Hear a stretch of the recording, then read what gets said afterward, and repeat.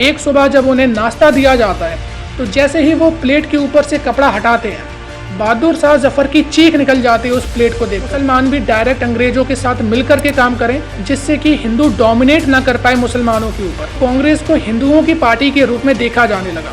1924 में नागपुर में होते हैं, 25 में कलकत्ता में होते हैं, 26 में ढाका में होते हैं, 27 में नागपुर और कानपुर में। मुसलमान जो आंदोलन कर रहे थे वो अपने लिए कर रहे थे, हिंदू कर रहे थे, हिंदुओं का अलग चल रहा था। मिडिल क्लास की अपनी अलग थी कि जॉब मिल जाए, टैक्स में। 1983 में बॉम्बे और आजमगढ़ में हिंदू और मुस्लिमों के बीच में दंगा होता है। अल्लामा इकबाल वही शख्स थे जिन्होंने लिखा था कि सारे जहां से अच्छा हिंदुस्तान हमारा। में सबसे पहले पाकिस्तान का जिक्र।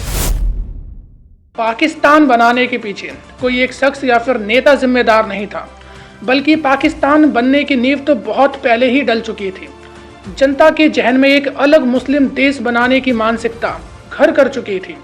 तो चलिए आज इतिहास के कुछ अनसुने किस्से और अनदेखी घटनाओं को देखते हैं जिनकी वजह से भारत के दो हिस्से हो गए, भारत का विभाजन हुआ और जन्म होता है पाकिस्तान का। As a soldier, though a soldier of peace. फायदा नहीं होता है उस चीज से आकर खुद को भी तुम मुझे खून दो, मैं तुम्हें आजादी दूंगा। जय हिंद, जय हिंद, जय हिंद, जय हिंद। देखिए, जब कोई भी आइडियोलॉजी पनपती है, धीरे धीरे करके पनपती है, उसे उठने में बहुत ज़्यादा समय लगता है। ठीक ऐसे ही पाकिस्तान की आइडियोलॉजी एक दो दिन का खेल नहीं था, इसे भी एक बहुत लंबा समय लगा था। पाकिस्तान की आइडियोलॉजी का जन्म कुछ इस प्रकार हुआ था कि 1830 आते आते बहुत सारे मूवमेंट हिंदुइज्म में चलने लगते हैं, जिनमें से कि कुछ रिफॉर्म के थे, कुछ रिवाइवल के थे। मतलब कि कुछ हिंदुइज्म को नए सिरे से बनाने की कोशिश कर रहे थे और कुछ मूवमेंट ऐसे थे जो हिंदू की प्राचीन सभ्यता को जागृत करने का काम कर रहे थे। जैसे कि राजा राम मोहन रॉय ब्रह्मो समाज की स्थापना करते हैं, बंगाल में प्रार्थना समाज की स्थापना होती है। ये ऐसी सोसाइटीज थी जो कि हिंदू में रिफॉर्म ला रहे थे, जैसे कि सती प्रथा बंद हो, चाइल्ड मैरिज बंद हो, वुमेन एजुकेशन, विडो रीमैरिज, ऐसी चीज़ें आ रही थी जो कि हिंदू समाज के लिए सच में एक अच्छा काम कर रही थी। और वहीं पे हिंदुओं में शिक्षा को लेकर के, ज्ञान को लेकर के फिर से एक नया दौर शुरू हो रहा था, जिसके बाद कि हिंदू अब डायरेक्ट अंग्रेजों के साथ कॉम्पीट कर रहे थे। जो ब्रिटिश एडमिनिस्ट्रेशन था वहाँ पे हिंदुओं की जनसंख्या लगातार बढ़ती जा रही थी, लेकिन हिंदुओं में कुछ ऐसे भी मूवमेंट चल रहे थे जैसे कि आर्य समाज, जो कि स्वामी दयानंद सरस्वती ने शुरू करा था, जिसमें कि शुद्धि मूवमेंट भी कराया जाता था। गौ हत्या बंद हो उसके लिए भी प्रयास करे जाते थे। और हालांकि वो भी काम कर रहे थे, सती प्रथा बंद हो, वेदों की तरफ वापस चलो, और ऐसे मूवमेंट भी आर्य समाज चला रहा था। लेकिन आर्य समाज के जो रिवाइवल मूवमेंट थे, ऐसे ही मूवमेंट कुछ इस्लाम के भी निकल के आते हैं। जैसे कि 1840 में ईस्ट बंगाल में हुआ फराजी मूवमेंट। इस आंदोलन में ऐसा था कि ईस्ट बंगाल में ज़्यादातर जनसंख्या मुसलमानों की थी और मुसलमान वहाँ पे छोटा मोटा काम करते थे, लेबर का, मजदूर का या पीसेंट हुआ करते थे। जबकि वहाँ के जो लैंडलॉर्ड थे, जमींदार थे, वो हिंदू थे और हिंदू उनसे टैक्स वसूली करते थे ताकि वो आगे ब्रिटिश साम्राज्य को दे सकें। और ये फरासी मूवमेंट इसी टैक्स सिस्टम के खिलाफ था जो कि डायरेक्ट हिंदू मुस्लिम कॉन्फ्लिक्ट के रूप में उभर के आता है। और इसके बाद एक और प्रोमिनेंट मूवमेंट हमें देखने को मिलता है जिसे कि मिर्जा गुलाम अहमद लीड कर रहे थे। इसे अहमदिया मूवमेंट भी बोला जाता है। इस मूवमेंट में ऐसा माना जाता है कि मिर्जा गुलाम एक मसीहा हैं जो कि हिंदू और मुस्लिम के बीच में यूनिटी बनाएंगे और अभी तक जो झगड़े होते आ रहे थे अब वो आगे से नहीं होंगे। हालांकि यहाँ से हमें यूनिटी वाली चीज़ तो मिलती है, लेकिन इतना और समझ में आता है कि इससे पहले हिंदू मुस्लिम के बीच में कॉन्फ्लिक्ट होते थे। लेकिन इस्लाम का जो सबसे ज़्यादा रेडिकल मूवमेंट निकल के आता है वो था देवबंद मूवमेंट, जिसे कि दारुल उलूम भी बोला जाता है।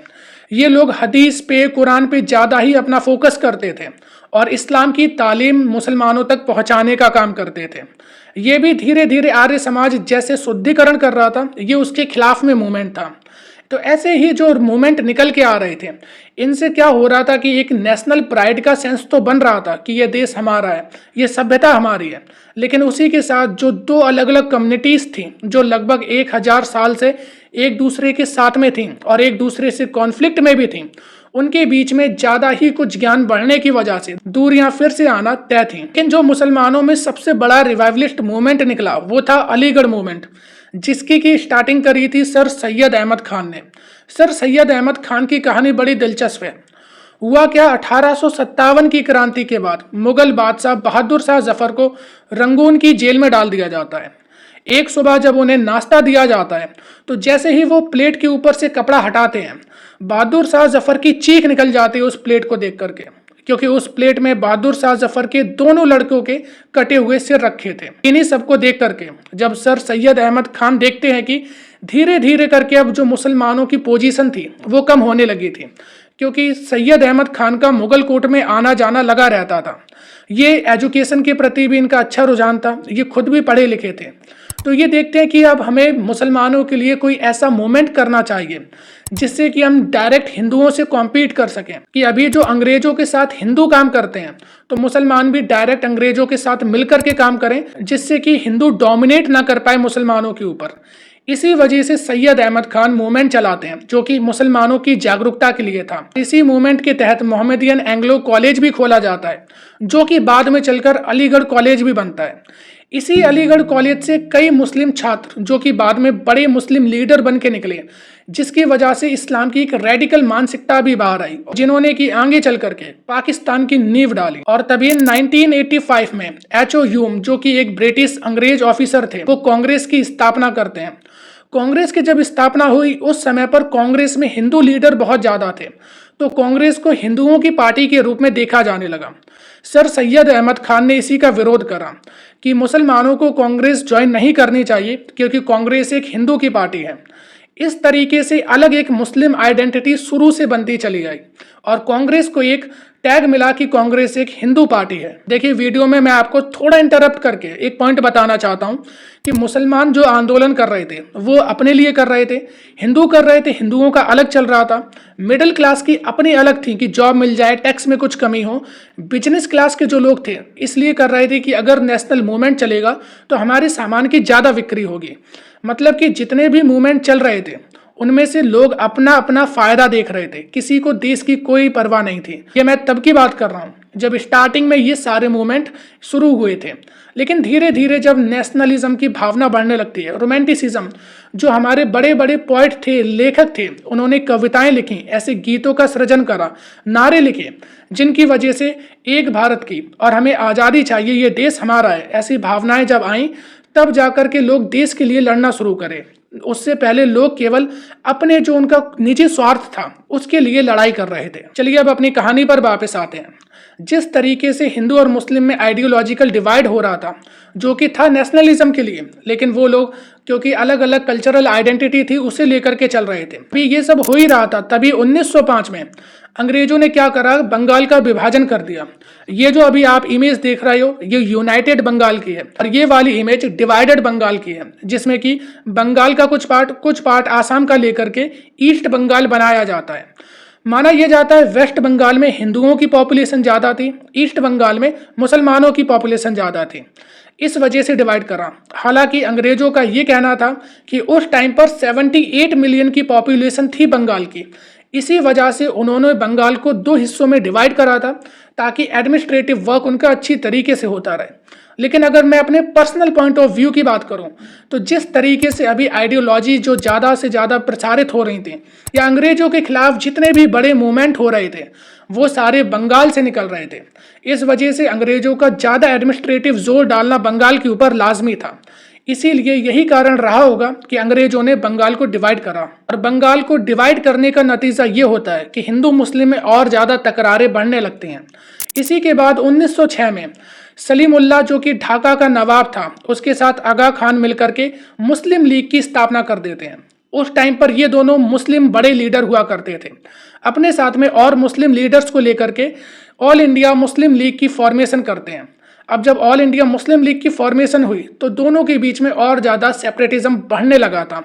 हिंदू मुस्लिम कॉन्फ्लिक्ट भी हमें देखने को मिले थे। एक एक करके हम सारे कॉन्फ्लिक्ट की भी बात कर लेते हैं। साल 1983 में बॉम्बे और आजमगढ़ में हिंदू और मुस्लिमों के बीच में दंगा होता है और ये दंगा केवल और केवल धर्म को लेकर के हुआ था। बॉम्बे में एक मुहर्रम का फंक्शन था, वहां पर हिंदू मुस्लिम के बीच में क्लैश हुए थे और आजमगढ़ में भी एक धार्मिक यात्रा निकल रही थी जहां पर कि हिंदू मुस्लिम के बीच में तकरार देखने को मिला। और जो 1905 में बंगाल का विभाजन करा गया था और 1906 में मुस्लिम लीग बनाई गई थी, उसका नतीजा ये देखने को मिला कि 1907 में रंगून और कोलकाता में भीषण मुस्लिम और हिंदुओं के दंगे हुए जिनमें कि हजारों लोगों की जान चली गई। हालांकि दंगा किसकी तरफ से हुआ और दंगे में कितने लोगों की जान गई, इसका कोई भी ऑफिशियल रिकॉर्ड हमें कहीं पर भी नहीं मिलता, लेकिन ये जरूर देखने को मिलता है कि साल 1907 में रंगून और कलकत्ता में भीषण हिंदू मुस्लिम के बीच में दंगे हुए थे, जो कि केवल और केवल 1905 में जो बंगाल का विभाजन करा गया था उसका ही नतीजा था। 1909 में रावलपिंडी जो कि पाकिस्तान में है और 1910 में शाहबाद जो कि बिहार में है,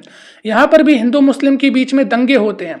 और नोटिस करने वाली ये बात है कि ये सारे दंगे तभी होते थे जब एक दूसरे की धार्मिक यात्रा निकल रही होती थी या फिर कोई भी फेस्टिवल होता था, तभी ये लोग एक दूसरे के ऊपर अटैक करते थे।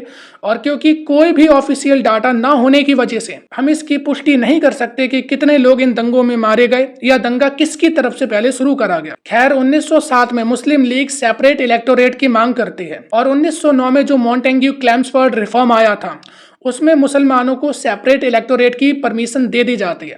सेपरेट इलेक्टोरेट का मतलब ये होता है कि अगर जहां पर भी मुसलमानों की आबादी ज़्यादा होगी उस एरिया में केवल और केवल मुस्लिम कैंडिडेट ही इलेक्शन को कंटेस्ट कर पाएगा।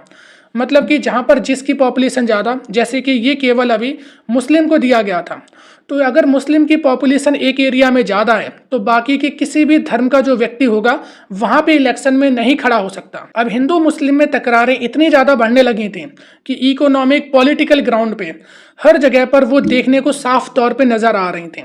जैसे कि 1921 में मोपला रेबलियन हुआ था। हालांकि मालाबार रीजन में ये जो आंदोलन हुआ था ये था एक ऐसा आंदोलन था कि बड़े लैंडलॉर्ड थे, उनके खिलाफ में कुछ जो पीसेंट थे वो आंदोलन कर रहे थे, लेकिन इनमें टारगेट हिंदू को करा गया था। जिस तरीके से आज जो बांग्लादेश की स्थिति है कि वहाँ पर पहले गवर्नमेंट को हटाने के लिए आंदोलन हुआ लेकिन बाद में टारगेट हिंदुओं को करा गया, ऐसी मोपला रेबेलियन में भी हमें देखने को मिला।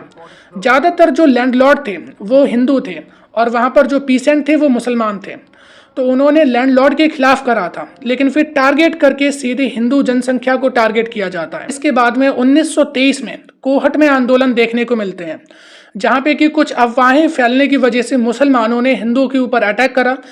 इतना बड़ा ये अटैक था कि कोहट पूरी तरीके से हिंदुओं से साफ हो जाता है। जो हिंदू वहां पर बचे वो भी कोहट छोड़कर भाग गए। ये जगह आज के पाकिस्तान में है और ये वही टाइम था जब स्वामी श्रद्धानंद की भी हत्या कर दी जाती है। अब ये वो टाइम आ चुका था जहां पर कि मैगजीन के जरिए, बुक्स के जरिए, पैम्पलेट्स के जरिए हिंदू मुस्लिम एक दूसरे को टारगेट कर रहे थे, एक दूसरे के धर्म को, उनके देवी देवताओं का मजाक उड़ा रहे थे, जिससे कि आपस में क्लैशेस और ज़्यादा बढ़ने लगे थे। ये जो हम क्लैशेस डिस्कस कर रहे हैं ये वो दंगे हैं जो कि बहुत भीषण दंगे थे। छोटे मोटे क्लैशेस तो बहुत सारे चल रहे थे। 1924 में नागपुर में होते हैं, 25 में कलकत्ता में होते हैं, 26 में ढाका में होते हैं, 27 में नागपुर और कानपुर में होते हैं। ये सारे आंदोलन केवल और केवल जब भी किसी का रिलीजियस फेस्टिवल होता था तब हो रहे थे। ये हिंदू और मुस्लिम की बड़ी लड़ाइयाँ थी जिनमें कि लोगों की जान भी जा रही थी। तो वो डेटा हमारे पास अवेलेबल था तो मैं वो आपके सामने रख रहा हूँ। और ये डेटा रखने का ये मेरा मकसद है ताकि आप इस चीज़ से रिलेट कर सको कि पाकिस्तान की आइडियोलॉजी एक दिन की नहीं थी बल्कि सदियां लग गई पाकिस्तान को पनपने के लिए। हालांकि जब आप 1920 और 21 का नॉन कोऑपरेशन मूवमेंट देखोगे तो वहाँ पे गांधी जी ने कोशिश करी थी कि किसी तरीके से हम हिंदू मुस्लिम यूनिटी को बनाएं। उसी टाइम पर एक आंदोलन चल रहा था, खिलाफत आंदोलन। खिलाफत आंदोलन का भारत से कुछ भी लेना देना नहीं था। ऑटोमन एम्पायर जो कि टर्की में था, ब्रिटिश उसे दबा रहा था, ये मानो कि उसे खत्म ही कर दिया था। तो खलीफा की पोस्ट बनाने के लिए भारत के मुसलमान खिलाफत आंदोलन चला रहे थे। इसका नेशनल मूवमेंट से कुछ भी लेना देना नहीं था। लेकिन तभी गांधी जी ने सोचा कि अगर इसी खिलाफत आंदोलन को हम नॉन कोऑपरेशन मूवमेंट से मिला देते हैं तो एक बड़ा आंदोलन बन के खड़ा होगा। यही ठीक जब गांधी जी ने करा तो उनका प्लान सक्सेसफुल भी हुआ। लेकिन उसके बाद भी हमें बहुत सारे, जो अभी मैंने लिस्ट आपको बताई, जितने भी हिंदू मुस्लिम क्लैशेस हुए वो सारे हमें देखने को मिले। और ये जो 1920s की जितनी भी घटना थी हिंदू मुस्लिम क्लैशेस की, इन्हीं को देख करके ऑल इंडिया मुस्लिम लीग का इलाहाबाद का सेशन था जो कि 29 दिसंबर 1930 को था। इस सेशन में पहली बार अल्लामा इकबाल सबसे पहले डिमांड रखते हैं कि अब हमें मुसलमानों के लिए एक सेपरेट स्टेट की मांग करनी चाहिए।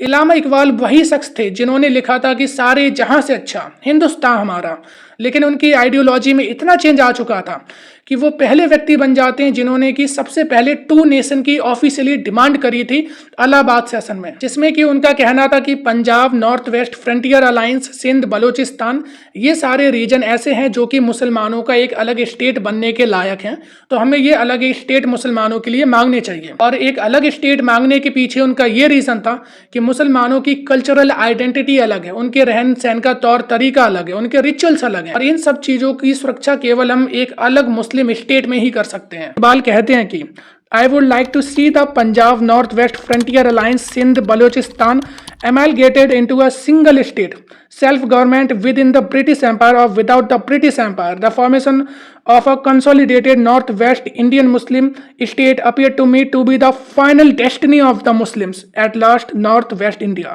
हालांकि इन सबका कोई भी तुरंत इम्पैक्ट देखने को नहीं मिलता, लेकिन सबसे पहली बार जो पाकिस्तान टर्म आया था, कैम्ब्रिज यूनिवर्सिटी में एक स्टूडेंट पढ़ता था, चौधरी रहमत अली, वो 1933 में एक पैम्पलेट में सबसे पहले पाकिस्तान का जिक्र करता है, जिसमें कि पाकिस्तान का मतलब ये था Punjab, Balochistan, Sindh, north west frontier alliance, ये सारे स्टेट, और इसी के साथ दूसरा भी मतलब पाकिस्तान का था। अगर आप उर्दू भाषा और पर्शियन लैंग्वेज में देखते हो तो पाक शब्द का मतलब होता है पवित्र, और स्थान शब्द का मतलब होता है लैंड, कि पवित्र स्थान, पवित्र लैंड। तो ऐसे 2 मतलब निकलते हैं पाकिस्तान के, लेकिन अभी तक इनकी डिमांड कोई ज्यादा हाई नहीं हुई थी। लेकिन जो बाकी के मुस्लिम लीडर थे, जिन्ना जैसे बड़े लीडर थे, उनके भी दिमाग में ये बात आ चुकी थी कि अब हमें कहीं ना कहीं एक सेपरेट मुस्लिम स्टेट की मांग करनी ही पड़ेगी। अभी तक कभी भी जिन्ना ने ऑफिशियली सेपरेट मुस्लिम स्टेट की डिमांड नहीं करी थी, लेकिन होता क्या है, 1937 में इलेक्शन होते हैं, जिसमें कि जहां पर मुसलमानों की जनसंख्या ज्यादा भी थी, वहां पर भी कांग्रेस जीत कर आ जाती है, जबकि कांग्रेस को एक हिंदू पार्टी के रूप में देखा जाता था, और मुस्लिम लीग की बुरी तरीके से हार होती है। तो कुछ थ्योरीज ये भी कहती हैं, जब ये हार को देखा तब उसके बाद जिन्ना को लगा कि अब हमें पाकिस्तान की मांग करनी ही पड़ेगी, जिससे कि मुसलमान उनके पक्ष में आ सकें। इसी वजह से लाहौर सेशन, जो कि 1940 में हुआ था, और इस सेशन में ऑल इंडिया मुस्लिम लीग की प्रेसिडेंसी थी जिन्ना के पास, और जिन्ना यहाँ पर सबसे पहले डिमांड रखते हैं सेपरेट मुस्लिम स्टेट पाकिस्तान की, जो कि 2 नेशन थ्योरी पे बेस्ड थी।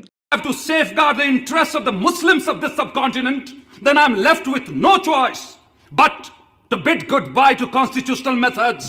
इस सूरत में अगर मुझे मुसलमानों की इज्जत, गैरत और हुकूक को बचाना है, तो मेरे पास कोई और सूरत ही नहीं रहती सिवाय इसके कि हम कॉन्स्टिट्यूशनल यानी आईनी तरीकों को ताक पे रख दें। अगर ये हम थ्योरी देखें तो धीरे धीरे ये थ्योरी डेवलप हो रही थी सर सैयद अहमद खान से, जो कि अब जिन्ना के आने पर पूरी हुई थी, जहां पर जिन्ना ने साफ पाकिस्तान की मांग करी थी। और यही समय था जब दुनिया में वर्ल्ड वॉर 2 चल रही थी, जिसमें कि ब्रिटेन भी इन्वॉल्व था।